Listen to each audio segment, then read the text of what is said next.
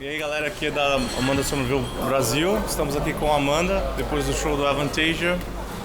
Nós vamos entrevistar. So let's start. Yes. Hello everybody. Thank you for having me. So what's going on in your musical career now these days? Well, there's been a lot put on hold because I've been focusing on being a mom. So Avantasia is the first that I really got back into with touring and really a heavy schedule. The last 3 months have been really heavy. We were on tour for 2 months, and we had, the Eurovision thing, and we had rehearsals, and so it was really busy since February. And before that, it was actually while I was still pregnant, though. I recorded an album called Heroes Temporis. Yes. To benefit children with autism, and so this was that was basically one of the last things that I did.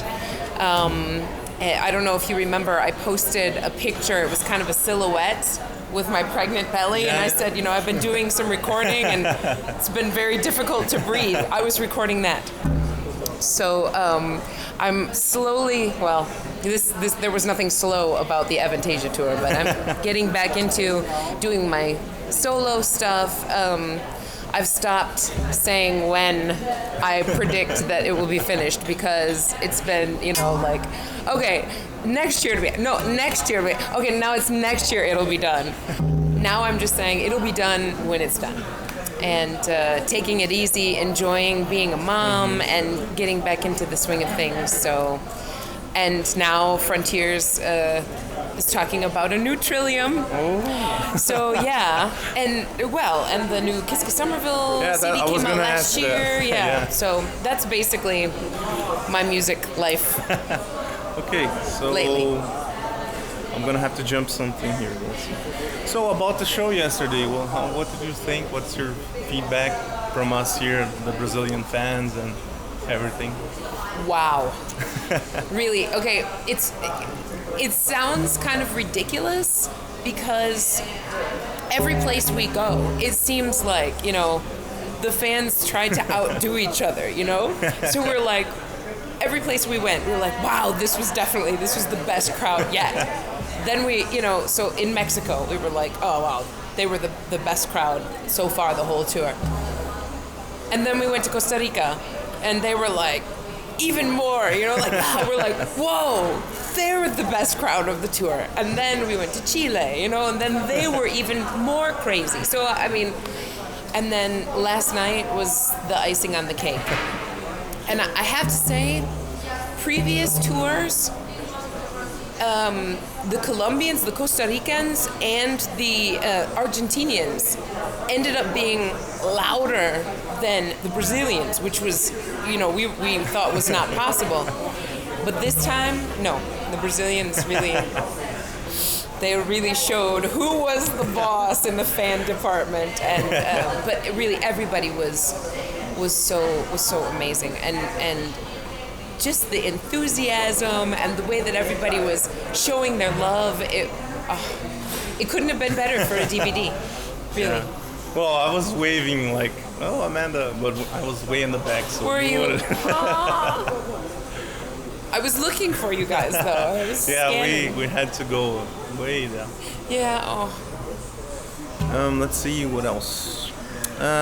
Any funny stories you can remember you want to tell us here in the from the tour? The tour. Is it from the tour? In general? The tour.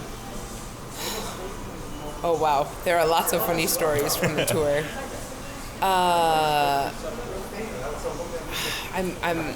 I'm drawing. Well, last night was definitely a funny thing, because we were down here having an after-show party until 6:30.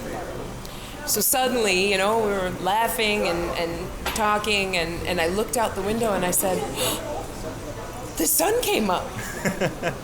So, needless to say, we were all like, okay, it's time to go to bed.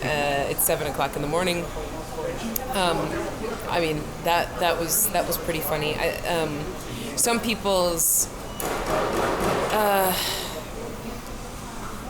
Yeah, I don't know. That's not a funny story, but some people got forgotten. It is actually funny. In the middle of the night, when we were having a bus party on our way, I can't remember. It was one of our longer trips, and Ronnie got out to go in and buy some food. I think at a rest stop. But he didn't tell the driver that he'd gotten out. So AC, our tour manager, got a phone call in his bed like 20 minutes later, like, guys, the bus left me here. So had to turn around and go back and pick up Ronnie. So that was kind of funny. There's lots of silly things that have happened along the way, but that's one of the stories I can think of. Let's see what I got here. Any favorite songs you like to sing this tour in particular? This tour, yeah. My all-time favorite is always "The Story Ain't Over." That's I love that song. And it was nice that it was kind of the finale song this time. But I really liked of the new songs, "Unchain the Light." Yes. "Let the Storm Descend Upon You." Yeah, I love that song. That's great, isn't it? Yeah. And the one that we didn't do on the world tour was "Restless Heart" and "Obsidian Skies." So those were my 3 favorite new songs. How do you prepare yourself for a 3-hour show? Like, because it must be exhausting. Yes, it is. It is. I just try and get as much rest as I can, and try and stay positive, because it's so easy if anything goes wrong. I mean, like towards the beginning of the tour, I sprained my ankle really badly, and it's much better now, but I still can't. If anything touches it, like pushes it down, it hurts. And sometimes something like that can get you down, because you think like, oh God, how am I gonna do these, this whole tour and these super long shows, and I can't wear my great shoes anymore, which is a catastrophe for a woman, right? Well, but that wasn't the worst thing. But yeah, just basically staying positive and getting a lot of rest, but the energy is pretty much always there. You get adrenaline before you go, out there for a show. So. And in that point, like, what do you feel being the only girl on stage? A woman, actually, girl. You're a girl. On the one hand, I love it, because it's just, it's fun to be part, in the middle of all these boys, and it's like I'm the one girl, On the other hand, sometimes it can be a little bit tedious, because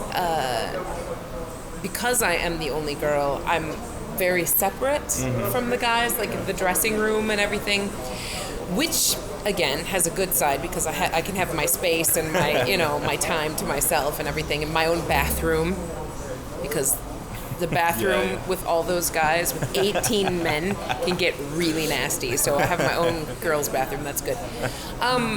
But sometimes the guys forget that I'm a girl, and so they can be a little bit harsh, where I'm like, hey, don't talk to me like you talk to the other guys, because I'm a girl, I can't take that. So you have to be nicer to me. Yeah. So it's got its good sides and its bad sides. Let's see, something different. What have you been listening lately to? You know what? Because it's such an intense tour, I've given my ears a break in between.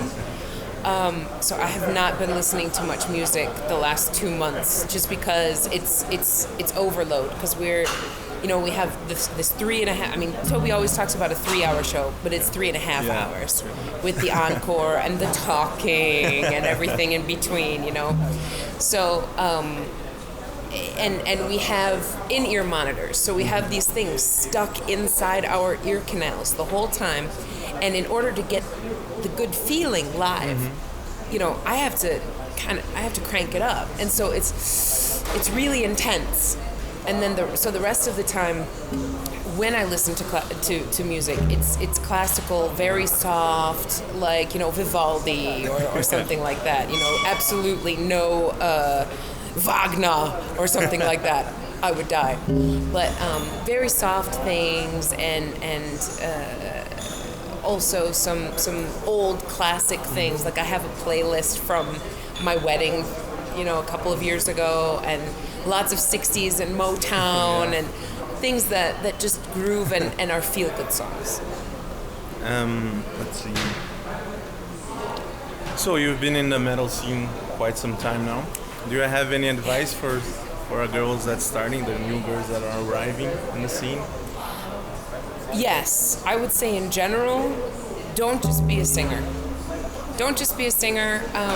Broaden your horizons. Learn an instrument. You know, maybe take if it's a songwriting class, or if you are coached or whatever a little bit on writing some songs from some experienced songwriters or producers or things. Do yourself a favor and don't just be, you know, a pretty face with a microphone, because that will only get you so far and will only last for so long, because it's just the fact of the matter. To be somebody like, you know, and I would say the same, anybody in the music scene, to get to a level like, you know, like Madonna or something. I mean, it's like winning the lottery. So be sure that you have something that you can fall back on, like writing or coaching or songwriting or something, because once your spotlight time is out, that's it. Then you're going to have to figure out if you're going to go work at McDonald's or, you know, be a secretary or whatever, which everything's fine with that. Hey, there's nothing wrong with working in those places. But when your dream is to do music, then broaden your horizons in what you do and focus on the feeling and being strong. Don't get down when doors are slammed in your face. You know, stand back up, be one of those weeble wobble people, you know, that doesn't have legs, that's round. So when somebody knocks you down, you bounce back up. That would be basically my main advice. Changing a little bit the subject, what do you think about Spotify and the other streaming services? What's your thoughts on that? Well, I think as long as they're paying some royalties, you know, it's okay.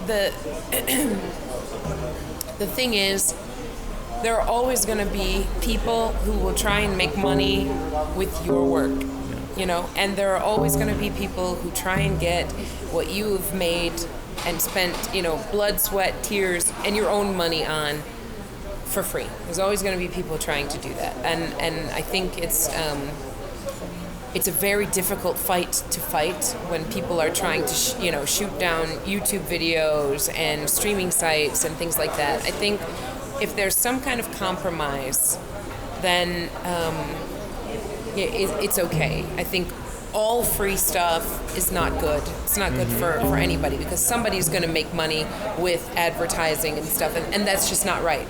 It's just not right. But all paid services will never work, because somebody will always find a way to put it on there, for free. So, and not everybody is willing to pay for music. It's not fair. If you listen to something, you should be willing to pay for it. I mean, you don't expect to go eat a meal at a restaurant and then just walk out, do you? So, or if you call a plumber, do you expect him to fix your toilet for free? No, you're going to get a bill. That's just the way that the world works. But unfortunately, there are people who expect that and who will never change in that. So some kind of compromise is necessary. And I think with Spotify, and there are various things, organizations coming into place. Sound Exchange is one in the U.S. that is collecting monies from these digital places to pay the artists. So at least there's a little bit of a movement in that direction. Changing a little more the subject? I'm sorry, I'm talking so much. I always talk so much. Perfect. How are you feeling as a mommy now? Wonderful. Wonderful. It's such an amazing experience to go through, carrying another human being inside your body, and the birthing experience. I fortunately had I was blessed to have a great experience all the way around. I didn't even have morning sickness once. I didn't throw up once my whole pregnancy. Thank you. Because throwing up is my least favorite thing in the whole world.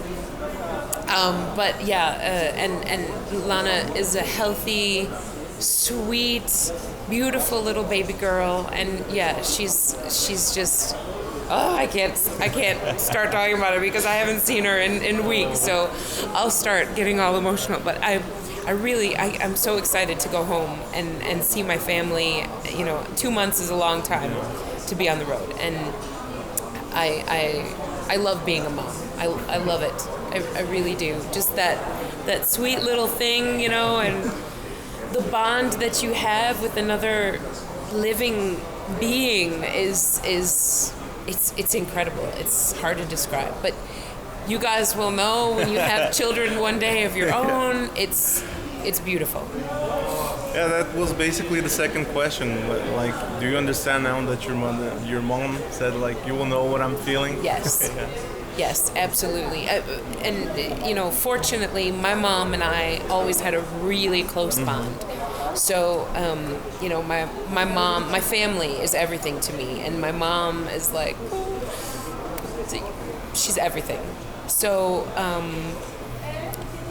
the idea that I have a chance to have that with my own daughter, is just, it's the greatest feeling ever. It's really amazing, and because family is the most important thing that you can have in this world. I mean, to be comfortable, to have a comfortable life, to be able to live my dreams and everything. This is all something that I never take for granted. But then to be blessed with such a sweet little baby girl, that's really I couldn't ask for anything more in this world.